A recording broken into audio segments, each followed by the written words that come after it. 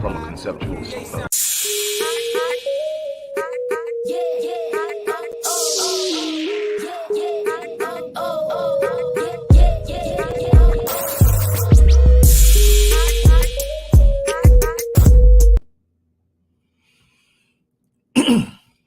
Hello, everybody. Dr. Rick dropping in on you. Hope everybody is having a great start to your weekend or closing out your week strong, however you want to look at it. Look, I'm going to try to move through this very quickly. It's a real powerful message that I want to drop on you. I want to leave you with something that will not only challenge you to think, but also give you a sense of direction and how to move on what you discover as you think. Real quickly, if you look in the description box, you're going to find 3 different ways that you can work with me directly. That means me and you face to face, most likely virtually. And I guarantee you that the way these offers are set up, you won't get to see it too much longer. But I'm definitely still pushing to work with as many people as I possibly can. So as we are transitioning into the new pricing matrix, I am offering all kind of crazy stuff. But anyway, if you want to work with me, I may remember to talk about it at the end, but I want to kind of get to what I'm talking about. I may remember to talk about it at the end, but I tell you, if you want to work with me, if you've ever stood up and said, man, I wonder what it's like to work with this dude. I wonder what it's about. What does he get? What does he offer for $10,500? Where you don't have to pay $10,500 to find that out now. That there's an offer in there that you can pay a fraction of that and find out, but that offer won't be that long, and it won't be $10,500 anymore after this month. And during this month, that will go up to $12,500. It was initially going to be $15,000, and I personally brought it back down to $12,000. The team still wants it at $15,000, but I brought it down to $12,000. And at $15,000, it's worth it. Change is a powerful thing, but we have to embrace it and engage it. What I do well. I do exceptionally well. And so that's that. But I have a question, real briefly. Are you taking your gifts, your talents, your purpose, and your power to the grave with you? Years ago, I was fortunate enough to have a number of exchanges over several months with the late, great Dr. Miles Monroe. And it was life-changing. He was on a different scale. And he really challenged me in a bunch of different ways, especially in the area of manhood. And I have never forgotten that. But one of the things that he would always say is, don't be the person who's taking your potential to the grave. And he had another saying that I've also heard Les Brown use, but it came from Dr. Monroe. And he would say that the graveyard is the wealthiest place on the planet. And what he would be meaning by that is the vast majority of people on this planet are going to take their gift. Everybody has one. I've talked to you about that before. They're going to take their gift. They're going to take their talents, their skills, their ideas, their dreams, their visions. Most of their goals to the grave with them. They're going to have all these things flow through their head, but they're never going to pursue them. They're going to have all these ideas and these fantasies, but they'll never initiate the massive action necessary to go after them. They will ultimately take their purpose and all of the power and all of the force to impact the world to the grave with them. One of the reasons we're living in the times we're living in now, people aren't stepping into their purpose. People aren't standing up and walking into their divine purpose. They are simply satisfied and content with crawling back into their corner of comfort and existing, and in many cases just surviving. Why? Because coming out of that corner of comfort requires a certain level of sacrifice, because coming out of that corner of comfort exposes certain vulnerabilities, because coming out of that corner of comfort is going to take them to a place where they are not used to being. They like that corner of comfort because they know if I wake up every morning and just do what I've always done, I'm going to get what I always got, and I'll just learn how to be happy with it. That thing that used to push them and drive them, the yearning to be something better, has been quieted by their need for comfort. And what comfort does is it creates a tendency to procrastinate and balk at the sight of challenge, at the sight of struggle, at the sight of frustration, delay, disappointment, setbacks, and loss. You sit up and you see it coming and you say, I don't even want to go for it. I'm not going to even try it. I'd rather not try and not experience the feeling of loss. Let me tell you something. I just said this to someone earlier. I think I even posted it. Let me tell you something. The people who get on in this world aren't the people who find a way to win every time. People aren't even classified as winners because they've never lost. Find me a person that people know and associate with winning, and I'll show you that they've lost. And I'm going to tell you why they're winners. Everybody loses. Nobody gets to walk through this life and not lose. You're going to face loss. You're going to lose loved ones. You're going to lose money. You're going to lose opportunities. You're going to lose jobs. You're going to lose business. All of that stuff is going to happen. Let me tell you, that's not what's going to determine whether or not you are successful or whether you are a winner or not. Here's the difference between the winner and the loser. The winner is driven by the loss to be better. The loser identifies with the loss at a level that they begin to accept its reality. The only difference, it's not even about the winning part of it. The winning is a result of how one person decided to view and engage and address a difficult, adverse moment in their lives. No matter what it is, your adversity is going to be the trump card of your character. How you deal with setbacks, how you deal with loss, how you deal with disappointment, how you deal with frustration is going to determine how you get on in life. It's not the win. The win is the result. What you do in adversity is going to be the determining factor of what your character and your integrity is able to produce. So let me tell you something. You cannot get to those higher heights without stepping out in the middle. Look here. Stepping out in the middle of where most people are fleeing from. See, sign of a champion, sign of a winner. See, the people who get on this, that's why it's one, everybody talks about the 1 to the 5%. You never hardly hear anything about anything beyond the 5, the 1 to 5. Why? Those are the few people who are willing to step out into a space that most people are fleeing from. Why? Most people are afraid to fail. I've told you this many times. My favorite quote is, if the vision that you have for your life isn't so huge that it intimidates you, there's a good chance you're insulting God. I wake up every day and that's on my mind. Have I set the vision out far enough? Are my goals extreme enough? I'm not worried about missing no damn goal. If I hit it, I'm mad. Why? Because I didn't put it far enough to stretch me enough. And people don't get it. Why are you setting goals that you are being pulled so hard to, and you don't think that you should reach it? Why?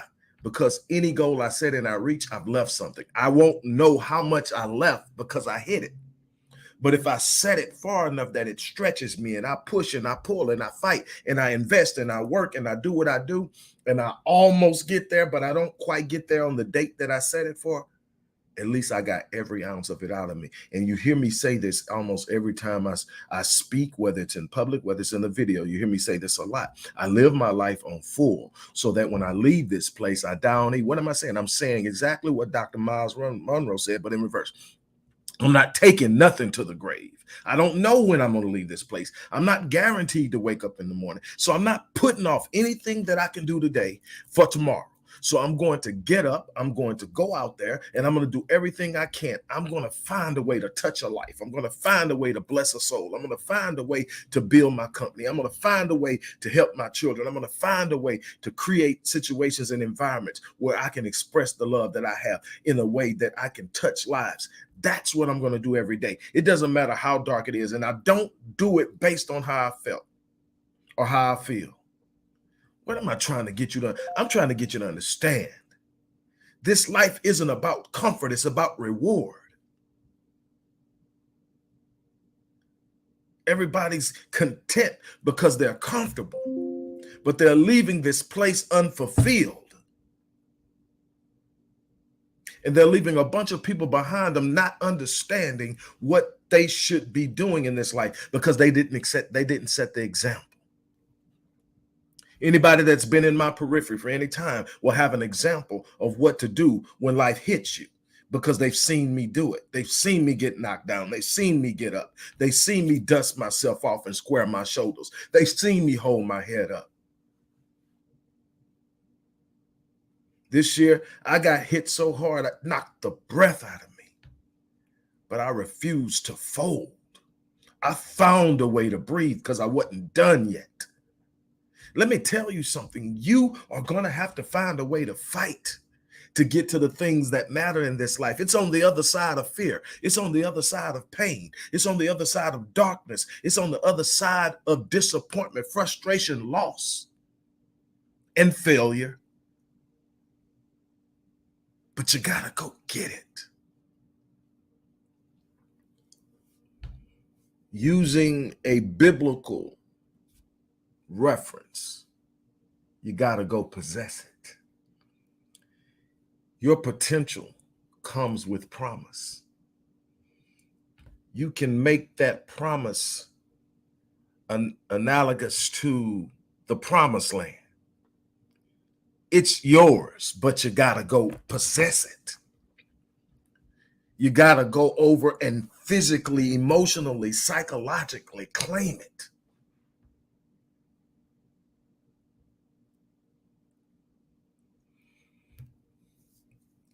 Everybody's sitting back. You got a vision for a business, but you're sitting on it. Take the first step. You had a couple of setbacks in your business. You're ready to lay it down. No, find the people you need to give you an understanding of what you did wrong and re-up and start over and get out there. This isn't about hitting the home run the first time out or every time up.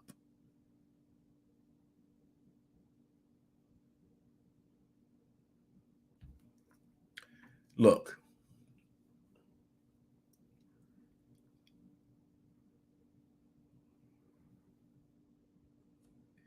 this short period that you have on this rock called Earth is filled with potential. But potential untapped, unactualized is a waste. And if you visit the cemetery, there's so many lives represented by these bodies that didn't fulfill their potential. They didn't step out into the moment when the moment presented itself because they had learned to fear failure. They had learned to fear and despise discomfort. I tell people in my circle, look, I've gotten so comfortable with being uncomfortable that when I get too comfortable, I get concerned. I'm not a person that is sadistic in any way that I desire pain or anything, but I've just understand in experience that in life, when the things that I really want, the things that really matter, the things that have value, you have to fight for. You have to stand in there and anchor yourself at times when it's so easy to fold and give in, but you have to make up in your mind, no, I'm not going to fold. I'm not going to give it up. It's too valuable. So you sit back and you rethink it and you reapproach it and you reinvest in it and you recommit to it and you go back in.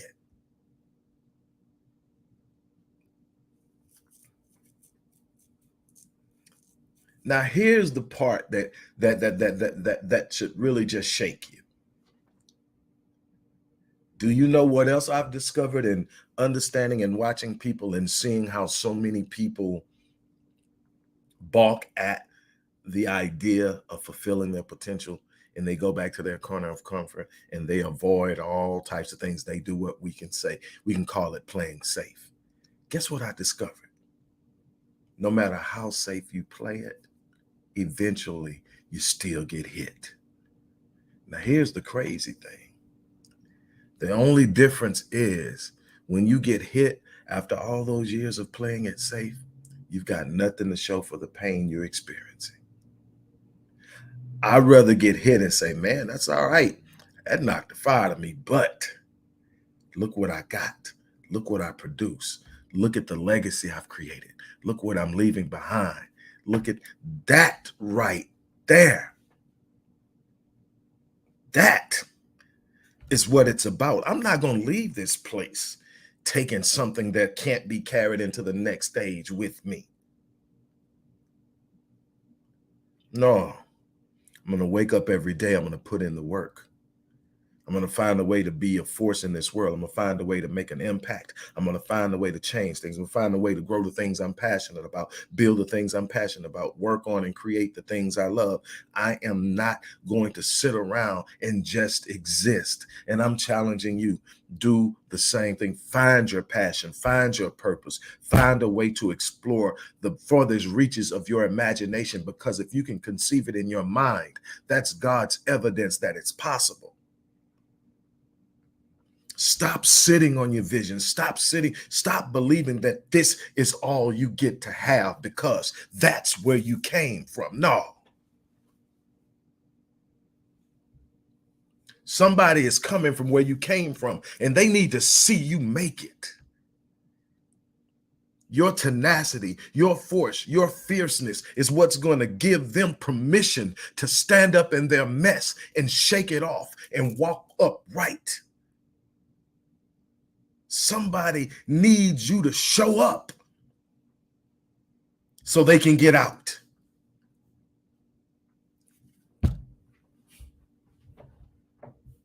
Question is, are you going to step into your potential, or are you going to take it to the grave with you? It's that simple. On that note, look, I'm going to get ready to get out of here. Like I said, anybody who is looking to work with me, who has ever said, I want to work with him, but his prices are too high. I've got several different offers, different price points for you to take advantage of an opportunity to sit down with me and find out why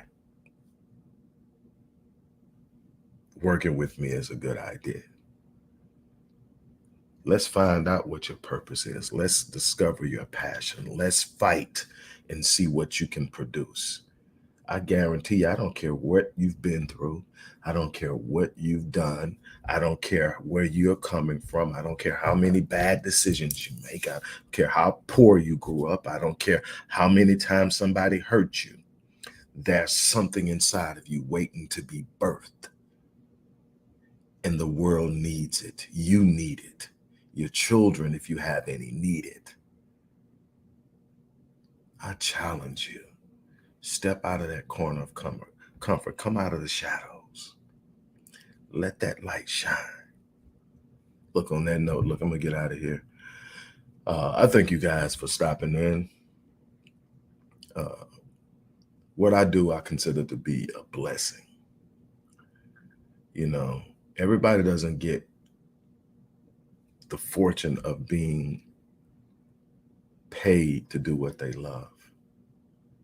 I do. And there's blessings out there for you beyond your wildest dream. The world and life is trying to convince you otherwise. You're going to have to make a choice in and of yourself of what you're going to do with what you've been given. And that's the only thing that's going to matter at the end of life.